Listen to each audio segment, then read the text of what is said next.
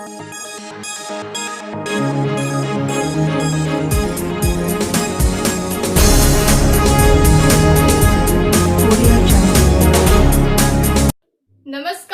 मैं शालवी। स्वागत है आप सभी का जनता की आवाज न्यूज 24 में।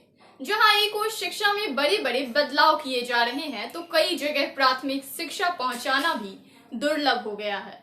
विद्यालय अर्थात विद्या क्या घर, जहां हमें विद्या मिलती है, लेकिन अगर उस विद्यालय की स्थिति जर्जर हो जाए तो बच्चे कहां जाएंगे।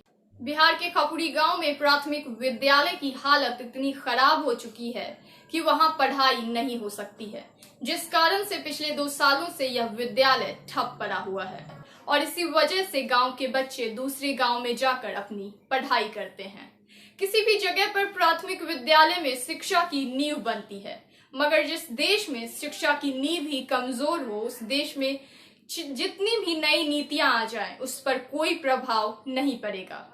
इस गांव के युवाओं तथा बच्चों ने जनता की आवाज न्यूज 24 की टीम से बातचीत में अपनी परेशानियों को सामने रखा है। देखिए क्या क्या कहा उन्होंने। खपरी गांव के बच्चे शिक्षा ग्रहण के लिए बगल के गांव क्यों जाते हैं? क्योंकि यहाँ का जो सरकारी माध्यमिक विद्यालय है जर्जर हो चुकी है, जिस कारण यहाँ के बच्चे बगल के गांव में जाते हैं। मगर ये हमारे दुर्भाग्य की बात है कि हमारे गांव के बच्चे बगल के गांव में जाते हैं। स्कूल होते हुए हमारे गांव के बच्चे बगल के गांव में जा रहे हैं। यहाँ का स्कूल जर्जर होने का कारण क्या है? यहाँ का स्कूल जर्जर होने का मुख्य रीजन ये है कि यहाँ का कभी स्कूल का रिपेयरिंग नहीं हुआ, न कभी पोचारा हुआ, ऐसे ही स्कूल रह गई, कभी मरम्मत नहीं हुआ, जिस कारण स्कूल का छत ढह चुकी है। जैसा कि आप देख सकते हैं, अंदर अभी ताला बंद है, जो कि वीडियो आपको मिल सकती है, आप देख सकते हैं। छत ढही हुई है, अंदर बैठी हुई है। ये किसकी गलती के कारण हुआ है? ये जो यहाँ के अध्यक्ष होंगे, जो सचिव होंगे इस ग्राम के, उन्हीं के देखरेख में स्कूल चल रही होगी। जो प्रधानाध्यापक होंगे, प्रिंसिपल होंगे, उन्हीं के देखरेख में चल रही होगी। यहाँ का जो इस स्कूल में जो पढ़ाते थे वे कहाँ का टीचर पढ़ाते थे? गांव के ही पढ़ाते थे या एक मैडम गांव की थी और बाकी 2 शिक्षक जो थे बाहर के थे। गांव के कौन थे? गांव के सरोज कुमारी थी प्रशिक्षित प्रधानाध्यापक। और यहाँ पे तो मान लीजिए स्कूल बंद है, तो इस 15 अगस्त में तो झंडा तोलन भी नहीं हुआ होगा। कितने सालों से नहीं हुआ? 3 वर्षों से यहाँ झंडा तोलन नहीं होता है। न 26 जनवरी को होता है, न 15 अगस्त को होता है। और ये हमारे समाज के लिए, हमारे देश के लिए बहुत दुर्भाग्य की बात है, क्योंकि हमारा समाज, हमारा देश हर साल 15 अगस्त और 26 जनवरी के दिन झंडा फहराता है। और हमारे ग्राम में यहाँ करीब 3 वर्षों से लगातार झंडा तोलन नहीं हो रहा है। यहाँ तो पता ही नहीं चलता है कब 26 जनवरी और कब 15 अगस्त है। क्या ये सही बोल रहे हैं सब बात? जी बिल्कुल सही बोल रहे हैं। जब 15 अगस्त आती है तो यहाँ 2-3 साल से तो झंडा तोलन भी नहीं हो रहा है। इसके कारण यहाँ के लोग मतलब बच्चों को नहीं शिक्षा मिल पा रही है भरपूर, नहीं कुछ हो रहा है। यहाँ का प्रधानाध्यापक जो है सरोज कुमारी, जो इसी गांव के हैं, दम शिक्षा के माध्यम में दम गिरी हुई है। नहीं आज तक कुछ देख रेख स्कूल के माध्यम से जो प्रधानाध्यापक हैं, यहाँ तक कि यहाँ हर जगह स्कूल में बच्चों को भोजन भी मिलता है, यहाँ भोजन भी नहीं मिल रही है। और आप शेड्यूल देख सकते हैं कि यहाँ लिखा हुआ है कि हर चीज हर बार क्या मिलता है लड़कों को। यहाँ एक बार अभी कुछ नहीं, मतलब लड़कों के बारे में सोचा गया है। शिक्षा तो बिल्कुल भी इस गांव का खत्म हो चुका है, मान लीजिए जी। तो आप लोग कहीं स्थानीय कार्रवाई के लिए कहीं आप लोग गए हैं? सर, इसके लिए हमारे गाँव में 2 बार फंड भी आ चुका है स्कूल बनाने के लिए। तो स्कूल बनाने के लिए 2 बार फंड आ चुका है। तो कुछ प्रधानाध्यापक, कुछ सचिव, कुछ अध्यक्ष अपने पेट भरने के लिए इस गांव का स्कूल का अभी तक न्यू निर्माण नहीं हो पाया है।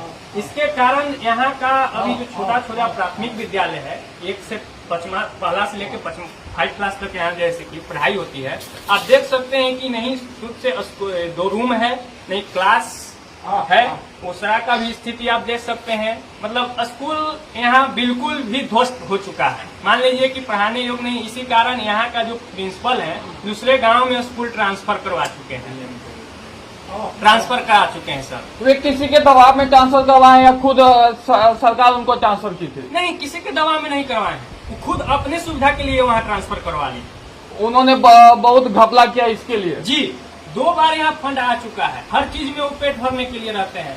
स्कूल नहीं बनने का कारण यही है कि अपना पेट उनका अच्छी तरह से नहीं भर पा रहा है। इसके कारण वो जैसे कि स्कूल का रिफंडिंग पैसा भी सरकार के पास वापस चल गया है। अभी कुछ दिन पहले भारत सरकार के तरफ से नई शिक्षा नीति नियम का ऐलान किया गया है। क्या इस गांव में वे नियम सही से उपयोग किया जाएगा कि नहीं? यहाँ तो पहले का जो पुराना शिक्षा नीति था वो तो कामयाब हुआ ही नहीं, तो ये नई शिक्षा नीति क्या गोल खिलाएगी। और अभी 2-3 महीने बाद आगामी बिहार विधानसभा चुनाव है।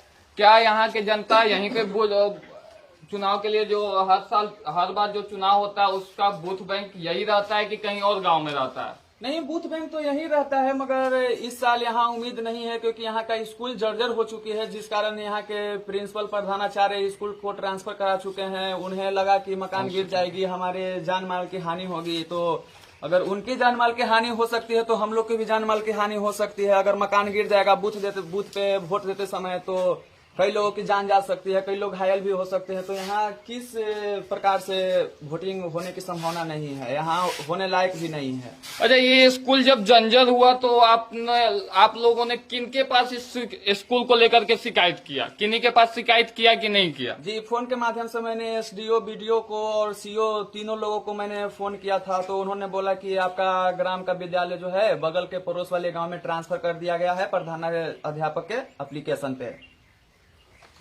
सबकी राय अपनी अलग अलग होती है, लेकिन विद्यालय की जर्जर स्थिति को देखकर मेरी राय कुछ अलग है।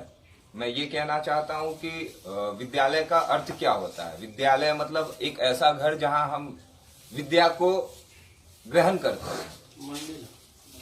लेकिन यहाँ ग्रहण की बात तब होती है कि ग्रहण के लिए एक जगह होना चाहिए, ग्रहण कराने वाला एक योग्य शिक्षक होना चाहिए, एक ऐसा परिवेश होना चाहिए जहां हम खुलकर ग्रहण करें, एक शांति मन से शांति परिवेश तक पहुंचा पाते हैं या नहीं।